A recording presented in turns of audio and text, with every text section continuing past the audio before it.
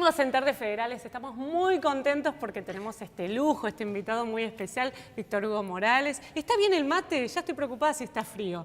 Está impecable. Está impecable, damos el ok.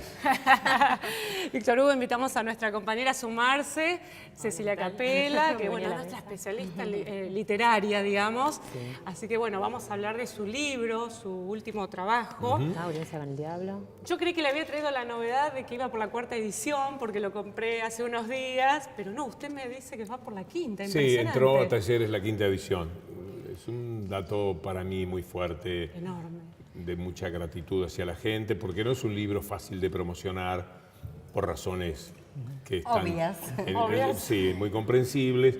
Y entonces eso, el autobombo mío, algunas generosidades espaciadas que se producen y el boca a boca. Por eso digo que mi gratitud es con la gente que lo lee y se entusiasma, porque el libro no solamente trata de una cuestión personal, de padecida frente al hombre más poderoso que hay en el país y al mismo tiempo el más perverso. Y trata también de otros aspectos que hacen el periodismo, la política, la relación del poder real con el poder político.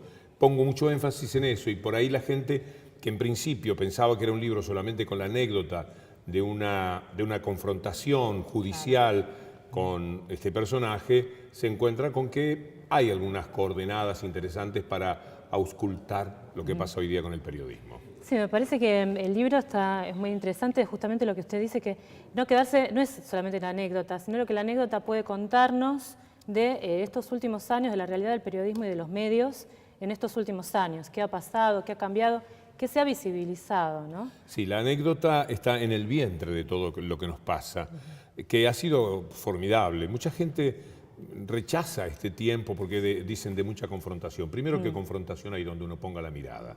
El mundo está dividido 50 y 50 y prácticamente no hay país con unanimidad de criterios. Por lo tanto, cuando nos dicen esta división que tienen los argentinos no se corresponde con una verdad. La división es en el mundo que está definiendo cosas.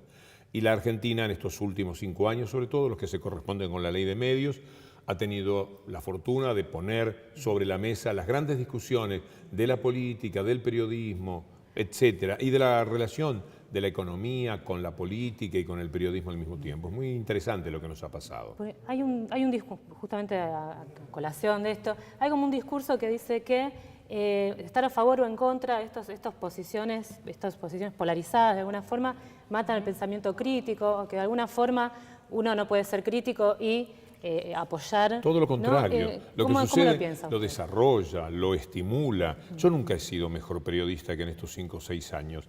En cuanto, no a la calidad de lo que digo, porque eso yo no lo puedo medir, pero sí en cuanto al nivel de información del que me he provisto.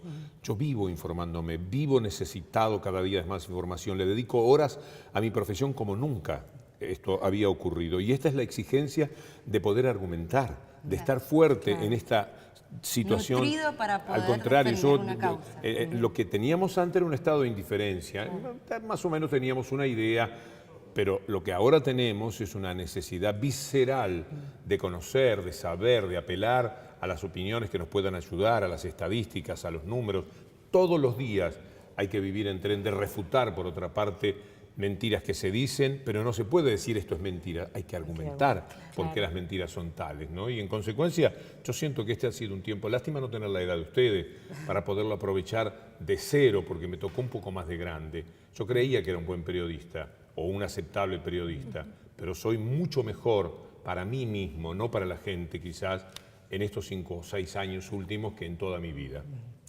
Hablando un poco esto de la comunicación, ¿verdad? Y de estos últimos cambios, sobre todo lo que se ve en la última década, las nuevas tecnologías, ¿no? Que nos permiten comunicar y hablando un poco de las mentiras, donde cada uno ahora puede opinar, hay un ida y vuelta, ¿no es cierto?, con la gente, donde también opina una noticia, donde también escribe lo que tiene ganas. ¿Cómo maneja esto de las opiniones, donde algunas son a favor suyo y algunas son en contra y algunas son mentiras, como usted dice? Pertenezco a una cuestión generacional. Y también una cuestión casi estética y ética. Yo no creo en ninguna opinión anónima. La opinión cuando no tiene riesgo no es opinión. Se convierte en algo que no tiene para mí ningún tipo de valor. Por lo tanto, no soy para nada una persona que ausculta el humor de los que se ponen a escribir. Y por otra parte, como no podía ser de otra manera, ya estamos en el tiempo de la viralización de esas opiniones por quienes tienen al mismo tiempo 300 o 400 personas que son capaces de poner el virus de una opinión que maneja las otras opiniones. Esto lo hacen ya frecuentemente y esto le quita espontaneidad y naturalidad a una herramienta que podría ser muy poderosa, pero que también a la larga va a ceder en su credibilidad si no se consigue determinar cuál es el origen de lo que es una opinión. Así, anónimamente y trabajadas desde las usinas que trabajan de un lado y otro, recientemente en Inglaterra. En Inglaterra se comprobó que el gobierno en ese caso tenía una cantidad importante de quienes se metían en los Twitter, en las redes sociales, donde fuere, para hacer pesar una información. Esto es una denuncia real, algo que ha ocurrido. Aquí, como todavía ese manejo lo tienen desde el lado privado, desde el poder real, es más difícil confrontar con eso y denunciarlo porque prácticamente no va a haber dónde. El día que se sepa a ciencia cierta cómo estas cosas se pueden hacer. ¿Y qué pasa cuando esa operación política es contra un gobierno? Esa operación que se hace a través de los medios, digo, ¿no? Se hace contra un gobierno.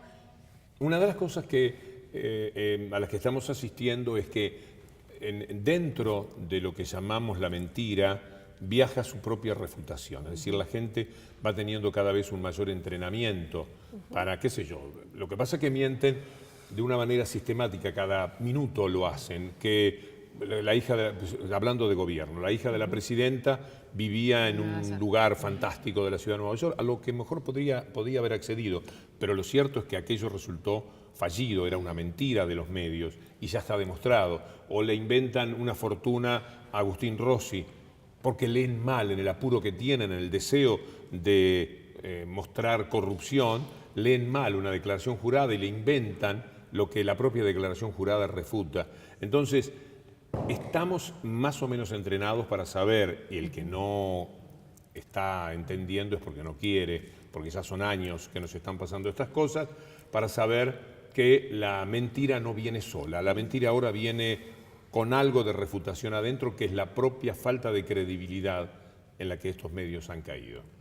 Todas estas situaciones de alguna manera le quitan credibilidad al periodismo. ¿Cuándo un periodista se vuelve creíble? Bueno, en la Argentina el periodismo tocó fondo porque no solamente es la cuestión del periodismo neoliberal que se corresponde con todos los intereses económicos y todo el poder económico y político que tiene el neoliberalismo, sino que en la Argentina, en buena parte de América Latina también, pero particularmente en la Argentina, el periodismo tuvo que salir a defender sus propios intereses.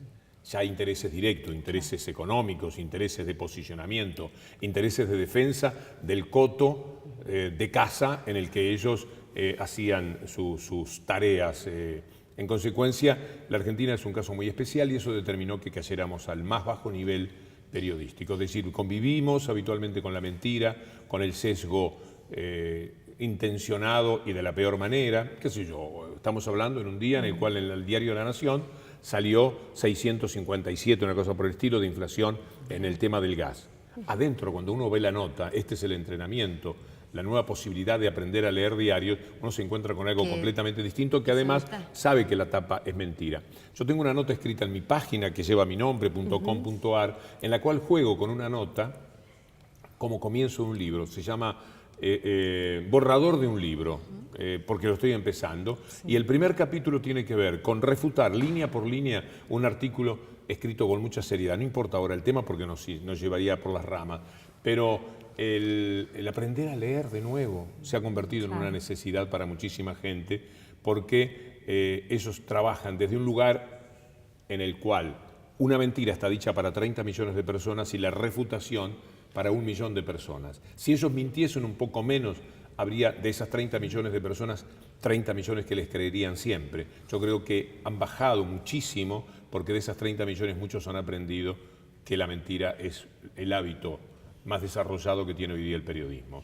¿Qué piensa que va a pasar a partir de 2015 con los medios, con esta... Bueno, si el gobierno actual eso no repite, no continúa, es probable que allí tenga el periodismo una posibilidad de mejorar un poco, en el sentido de terminar con la locura, de el desgaste que han sufrido en todo este tiempo determinados periodistas, y me incluyo, y que va a determinar que haya gente joven dentro de los propios medios dominantes que quizás le dé algún tipo de renovación. Yo creo que hay mucha gente valiosa que ha llegado a través de un amor verdadero por la carrera a estos medios y que están esperando la oportunidad. Por ahora, el triunfo es de la mediocridad, porque en los medios dominantes lo que se destaca, tanto en el periodismo escrito, con excepciones, como en el periodismo televisivo y radial, con excepciones, es el triunfo absoluto de lo mediocre, de periodistas que ni siquiera dicen las oraciones con sujeto y predicado, de periodistas que si uno les sigue el paso, lo único que hace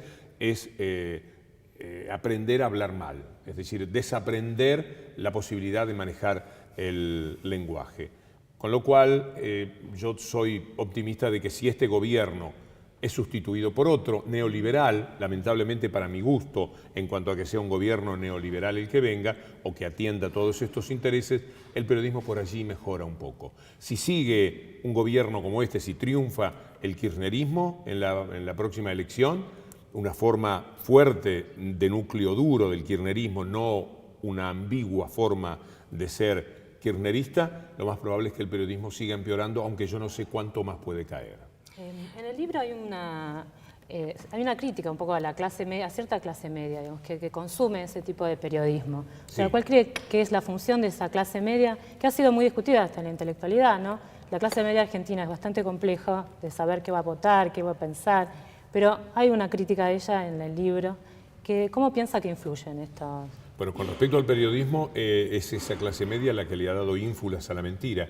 Muchos se están jugando a mentirme que me gusta, porque la gente consume la mentira porque el odio tiene blindada la posibilidad de exigencias éticas con relación a la verdad. Entonces, si una mentira es funcional al discurso que después va a tener en la discusión con los amigos, en la mesa familiar, lo que dice el periodismo, aunque sepa o intuya que es mentira, le sirve para su discurso, como está dicho por los medios de comunicación, por un rato lo maneja. También va a cambiar muchísimo eso respecto al periodismo. Tengo tiempo de decir por qué.